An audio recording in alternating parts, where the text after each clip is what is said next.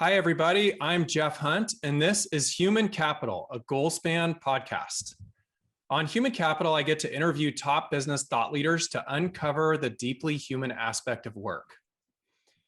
We have all witnessed the radical globalization of economies in the past decade. My company, GoalSpan, actually now has users in 52 countries in addition to the US.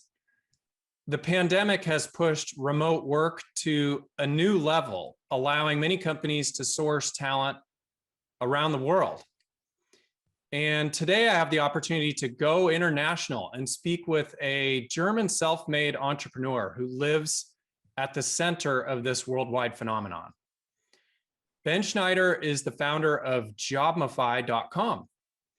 And Jobmofy is a premium search platform for hiring remote workers overseas. Ben reached 10 million in sales within 14 months of launching his company by only using Facebook and Instagram ads. That is impressive. He's written an Amazon bestseller in Germany, and he founded the print magazine titled Jobmofy, which actually now has over 40,000 readers worldwide. Ben hosts his own podcast titled Business and Lifestyle Legends, and he's had some very prominent guests like Neil Patel, David Meltzer, and Johnny Lee Dumas. He was recently honored by Airfold magazine as the top online marketing expert and one of the top 500 business influencers in Germany, Austria, and Switzerland. Welcome, Ben. Hey, Jeff, glad to be on the show today. Well, first of all, I just have to recognize you live in a beautiful part of the world. So I've been there, and you must look out your window and appreciate the beauty that you have where you live. Yeah, definitely. It's a nice place. We do not have that awesome weather like if you're living on the West Coast, for example, in the US or in Dubai or something like that. But yeah, basically Germany is a great country. Ben, take us back to the beginning of your career. Who or what inspired you to go into business, and in your case, to become a serial entrepreneur? I think my parents inspired me, especially my dad, because he was always an entrepreneur. And I would say I was starting my career at around 8 years when I sold like Tamagotchis in the school. Don't know if you remember them, but yeah, then I was going at around the age of 12 on eBay. eBay was quite brand new this time, and I bought Game Boys and PlayStation bundles, and I sold them there. So this were probably the first steps in my career. But these days I was far away from being a successful entrepreneur or a serial entrepreneur or something like that. I was just a kid making some money, but yeah, basically for me it was always clear that later on I will be an entrepreneur. So. And that was what's happened. And you probably actually learned more than you're giving credit in those young years. You know, when you were 8, 10, 12 years old, trying to buy and sell things, I bet you actually learned more than you're suggesting. Is that true? For sure, 100%. So imagine it was these days when I was a kid. I was researching for the best offers and how can I sell them best and how can I do great pictures to get even more than the competitors on eBay. And for example, imagine I had a lot of friends and I had tons of games in my room, but I didn't play them. I just bought them and sold them, and my friends behind me, when I was sitting at the computer and put some stuff on eBay or bought something, they were playing my games behind me and I didn't. So I was more focusing on the business side. But yeah, it was definitely a lot of learnings in that time. Well, and it sounds like focusing on the business side has really paid off for you, you know, instead of playing those video games. Definitely 100%, but I would like to say it paid off in the last 5 to 10 years. So the first 15 years was a lot of learning time. Sure. And did it also sort of prepare you to become such an expert in social media advertising and that space? Like, did you learn a lot about that as well? Sure, but not in this time. So Yeah. basically, if you remember the times back then, eBay was brand new and there was no fancy stuff. There was no Facebook or something like that. Right. It was just not existing. I got more into the social media online marketing world when I was starting my e-commerce store around nine years ago. Yeah, starting an e-commerce store. We run the world's biggest store for sea monkeys, which is a very specific niche. But if you're doing it worldwide, it could be a great business. So I was doing that. And because of this, I was diving more and more into that social media, online marketing world. And yeah, then it's like a snowball. Out of this, people were asking me, I was starting my coaching business.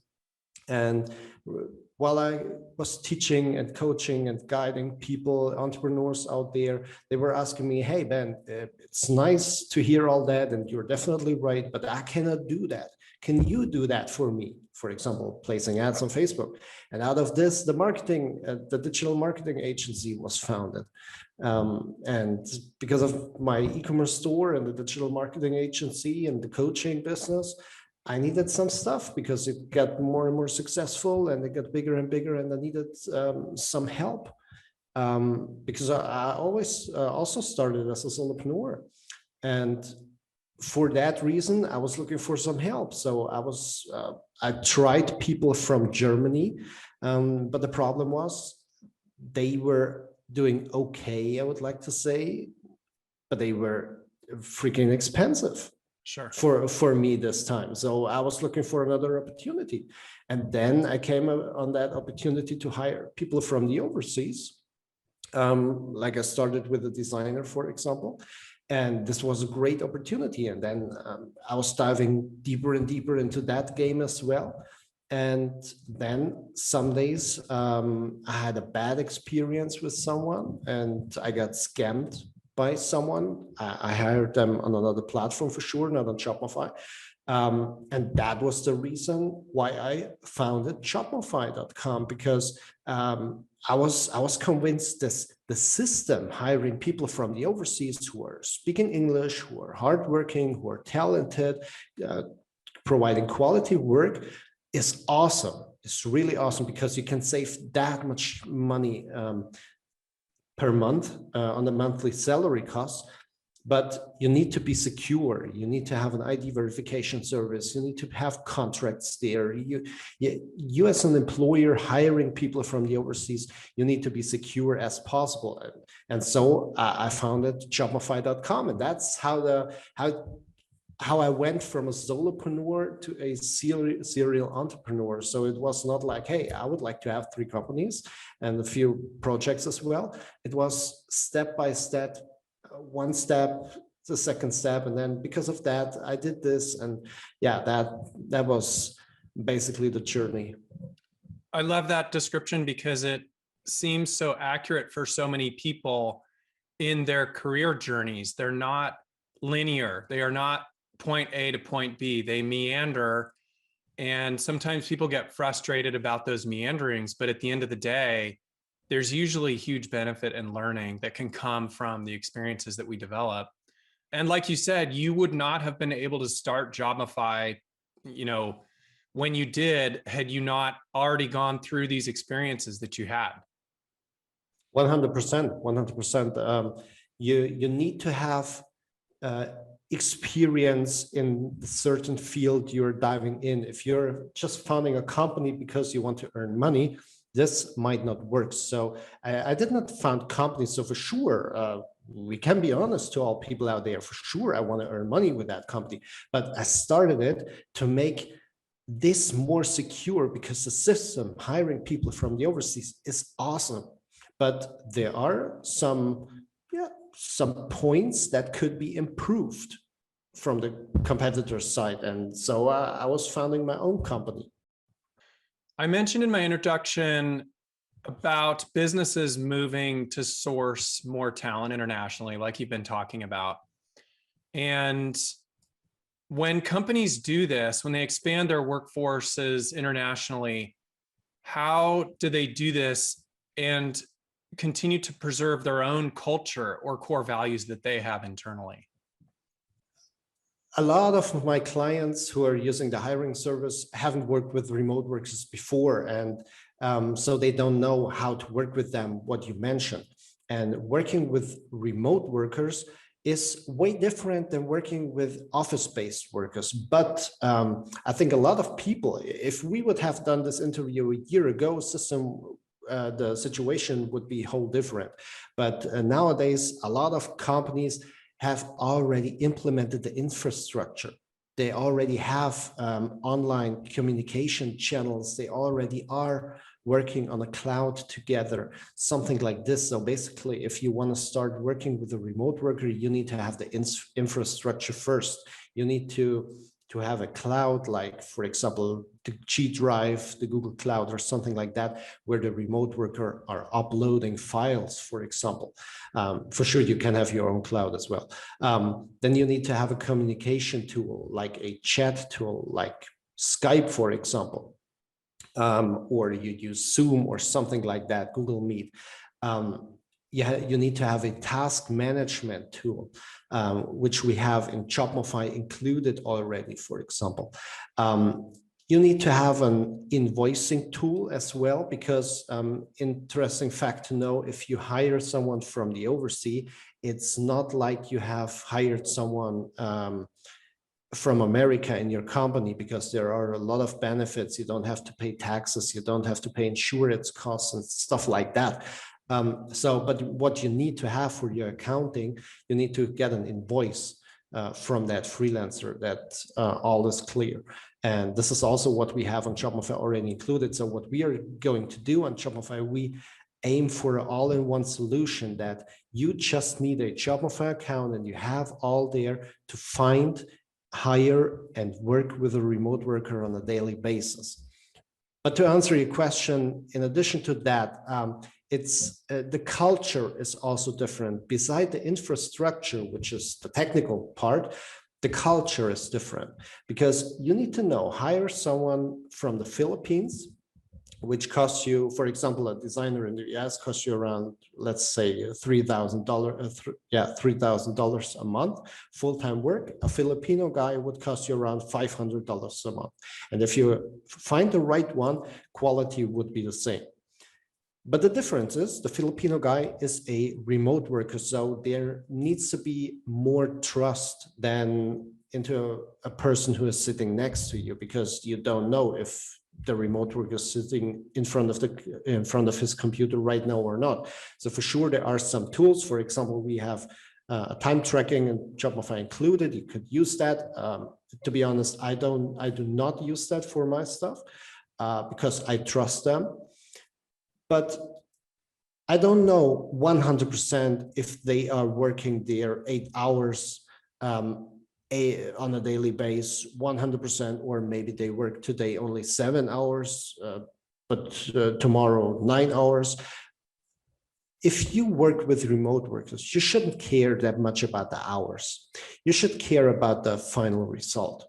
So if you are providing tasks to the people, and the people are delivering in high quality, and you think the tasks could be done in around 8 hours, and this guy only needs 7 hours, it's fine for me.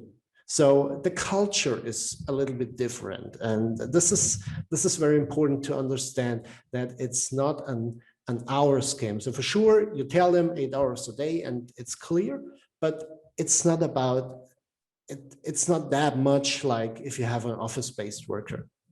Because an office-based worker, if you tell them, hey, you have to work until 5 p.m. and this guy would shut down his computer at 4:45, you would say to him, hey, what's up, man? You have another 50 minutes to go. With a remote worker, you wouldn't do that. It sounds like what you're describing is the importance of really communication and there are many things that you're describing that are not different than how we manage workers if they were in our same offices. So for instance, the communication becomes critically important. You need to talk to that person regularly, right? You need to establish goals like you would with any local employee. You need to follow up with them and make sure they're completing their tasks on a regular basis and have performance-based conversations when necessary. But ultimately, it sounds like what you're saying is that building a trusting relationship with that person or those people is one of the most important things that you can do in terms of managing remote workers. Is that correct? 100% agree. Because if the problem, or one of the main problems people are doing by hiring remote workers from the overseas, they treat them like robots. They treat them like, hey, here is the task, you have to do that, let me know when it's done. But this shouldn't be the case. Someone from the overseas, no matter where he or she is based, it's part of your team.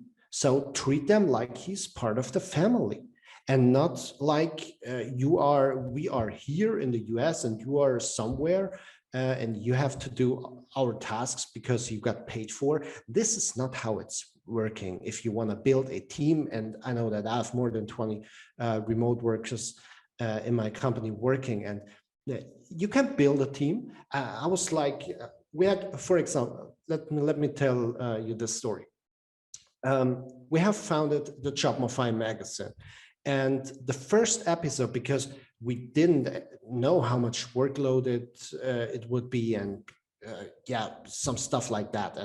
But I wanted to have the deadline. I want that we reach that deadline, and there was no possibility to reach it. And my guys, and this was really impressive to me, and this was a game changer moment for me in my heart, that I realized, hey, this is incredibly working, and I haven't expected before. My guys worked 4 days, day and night, to pass that deadline. And basically it wouldn't be possible because there was 4 days left, 4 days for 8 hours a day. We would have never made it, but they worked, 5 people from that magazine worked day and night to get on that deadline. And this was impressive to me. And this was very awesome. Then I realized, hey, this is more awesome than I've expected, and that we really made it to create a team, and not only some workers from somewhere all over the world. And this is what you should aim for. Create a team, integrate that guys to your team, Skype with them, do not only chat, Skype with them, do video calls, laugh with them, ask them about their problems. So you need to know, depending on where you are hiring them. So for example, if you hire people from the Philippines, you need to know, hey, these guys are hard worker, but these guys are very family orientated. These guys are very religious. Do not scream at them if they made something wrong or something like that. So there are some cultural stuff you should know about. Mm-hmm. And this could be very important if you work with people from all over the world together. You're really expressing how critical it is to treat people with dignity, regardless of where they are located. And we're all humans on this same planet. And to appreciate the value of work and what other people offer, and not only just as a producer, but as a human. So we have, to take interest in somebody else is a valuable gift that you can give them, right? And so exactly. It's very interesting what you're saying, because the opposite of that is really objectifying people of any other type or culture, which is what nations are trying to do better at. Humanity is trying to do better at this. And so it's a very valuable lesson, Ben, that I think you've shared with us, which is really we need to take these cultural leadership principles that we know that work on the home front in our own businesses, in our own offices, which is to build relationships with people, build trust, care about them personally in addition to professionally. And we need to extend all of those principles to every worker in any location, regardless of whether they're on the other side of the planet or, one time zone away. 100%. And I think you should learn as a leader, no matter if you're office based, but even more if you work with remote works, you should learn to instruct the people well and to guide them. Because if someone is new in your company, hey, he needs some time to settle down, to understand your vision, to know what you would like the banner look like, for example. This takes some time, and you need to give the people that time. And you need to instruct people as good as possible. And then you could have great employee when you hire a remote worker, and in addition, a very affordable employee. So these guys are, because of the income gap. So if people are wondering, is that a scam or something like that? It's not. It's just because of the income gap, because someone in the Philippines is not earning that much than someone in the UK or US or in Germany or some countries like that. So we take profit from the income gap, and these people are happy because they wouldn't have a job without remote work, and they can work from home. They can work with at their families. They can have some more time with their families, and this is awesome for them, and it's awesome for us to have a high talented worker for a very affordable price. Sure. Now, what's your advice to current employees, domestic employees, maybe that are in the same country time zone, that are presently actually in the US, we call it W-2 employees, so somebody who's getting a paycheck, that are these people that are worried about their jobs being outsourced to international locations? How do you respond to those folks? That could happen, basically, but only if you are not good enough. So, because if you're doing an awesome job, if you are willing to work, if you're a hard worker, and your employer is happy with you, then I don't think he will fire you and hire someone else. But maybe if you're doing an awesome job, he will hire 3 Filipinos and you could be the manager of them for your employer. So you should more think in opportunities, not in problems or in bad situations. Because if you're good, then you will keep your job. But if you're doing a bad job anyway, really, Jeff, you're in trouble anyway. Then you're in trouble. Yeah.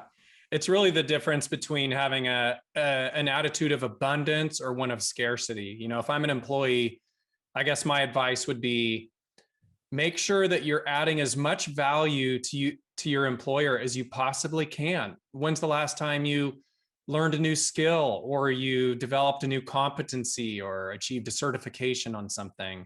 Maybe those are things that you can do to really solidify your position and become an expert. So I like your approach. It's really one of more abundance than there is scarcity. So yeah, and it is to add that it's a mindset game as well, because I'm not sure how it's in the US, but in Germany, if you talk to employees, everybody seems to be underpaid. Everybody of them are doing awesome work, and no company or no boss would exist without this employee. And then I was working as well as an employee, and I saw all that guys, and I was thinking like, hey, you are not doing a good job. You're doing a bad job. And I don't know why your boss is not firing you already. So, but this is kind of cultural thing. And then you work with a Filipino, for example, and this guy is a hardworking guy, and this guy is happy to work with you. And they're not complaining about the salary or anything like that. So I think there should be a little bit of shift in the mindset of some people. On this show, we talk a lot about diversity, equity, and inclusion. Especially, it's such a relevant topic in the US. I'm sure it probably is in Germany as well, and Switzerland and Austria. But one of the things that comes to mind for me is that hiring remote workers seems to provide an opportunity for enhancing diversity if it's done in the right way, because now you're adding the multinational element. It doesn't ever work as a long-term strategy to solve the DEI problems locally in your company, domestically. So that's a different strategy. But wouldn't you say there's an opportunity to benefit from those cultural differences in hiring remote workers? 100%, because working with different cultures in a company is always a great thing, because we can learn a lot from people from other countries, no matter if they are educated as we are or not. It's just a cultural thing, how to treat with people, how to treat with situations, and also how they have, how's their view on the US, on Germany, what do they think about us. So for me in Germany, for example, it's quite usual, it's daily business to provide high quality, because that's in our German DNA. But if you go to US or other companies, they always see us, hey, Germans, you provide an awesome quality. And for me, it's like, hey, yeah, that's daily business. But that's what I mean with a different view from other countries. Let's shift into some lightning round questions. Before we do that, I want to ask you one other question. I saw that you're part of JCI. Tell us a little bit about that. I don't know too much about that organization, but aren't you involved with that, JCI? Yeah, I'm a member of JCI here in Augsburg near Munich. And JCI, we're doing some some projects to help people. So it's not a paid, I do not get paid from GCI or anything like that. But we help people, we help young people, especially. We guide them. There are some projects to get them into jobs, to educate them in an entrepreneurial way, stuff like that we're doing on JCI here. Very good. I think it's an international organization. I believe there's a pretty large contingent in the US as well. So it sounds like it's very worthwhile work. Yeah, definitely. And it's a little bit the character like giving back. So we are earning a lot of money. We are doing great business. We have a lot of success, and we are healthy and happy and blessed lives. And that's, one opportunity to give something back. That's great. All right, lightning round questions. First is, what are you most grateful for? For my daughter and my wife. That was an easy answer, it seems like. That's great. And next up is, what is the most difficult leadership lesson you've learned over your career? So I think that you need to learn consistency in business in general, but also consistency with having people. What I mean, do not hire them and expect them in the first 2 weeks that they are awesome. They need to know about your vision, and this is something you need to work with people for a period of time to get their full potential out of the people. And do not treat the people from the boss stage downwards. Treat them like you're that's interesting. Treat them like you're a colleague, but make sure that they know that you're the boss. So I'm not the kind of person that says, hey, we need to be all on the same stage and then it's working. No, I think people need to know who is the boss, who is the leader, who has the commando, but but do not treat them like that. Help them, but guide them. Okay, you mentioned this earlier in our show about sea monkeys. I want you to share, that's a very interesting hobby, and you grew this large business around it. I really don't know anything about sea monkeys. I guess they're a trend. A lot of people are fascinated by them, but what the heck are they? And how do you buy and sell sea monkeys? Yeah, we are selling tadpole shrimps and sea monkeys, and we are selling eggs. It's tiny little eggs, and you give them into the water, and with around 25 degrees and a lamp on it, they hatch within 24 hours. They live 2 to 3 months and get around 5 centimeters big. So it's for your aquarium, and it's very nice, because these people were living to million years ago, when the dinosaurs are living, and it's very interesting, because these animals were on the planet million years ago. It's not like a dog or a cat. They were million years ago on the planet, and you can have them in your tank right now. So this is interesting. I've heard it's interesting because they're one of the few animals or creatures that actually can be dead and then basically come back to life, correct? I mean, they enter a suspended state, if you will, and then they return to life. Is that right? Yeah, the eggs do. Yeah, the eggs do. Yes, exactly. Okay, cool. All right, so now we've learned about sea monkeys. So as we wrap it up, Ben, what is the single most important thing that you'd like our human capital listeners to take away from our talk today? You should hire a team to get more professionalism in your company. As I mentioned, I was starting as a solopreneur, and I did all of my e-commerce store by myself. I did all the pictures and the logo and all the designs and all the content and everything I did by myself. But I'm not a good designer, and that was how the result was look like. So definitely hire people to help you. They are very affordable these days, and try it. Ben, thanks for coming on the show today. Thanks for having me, Jeff. Was a real pleasure for me to tell your audience something about remote working and how to hire them and how to work with them. And if people like to check it out, we have 14 days free trial on jobmofy.com, so you can place a job post there and just try it. Perfect. So jobmofy.com. All right, Ben, thanks again. Have a great day. Thanks. Thanks for listening to the show this week. We release a new episode of Human Capital on the first and third Tuesday of each month. I would really like to know what you thought of this episode.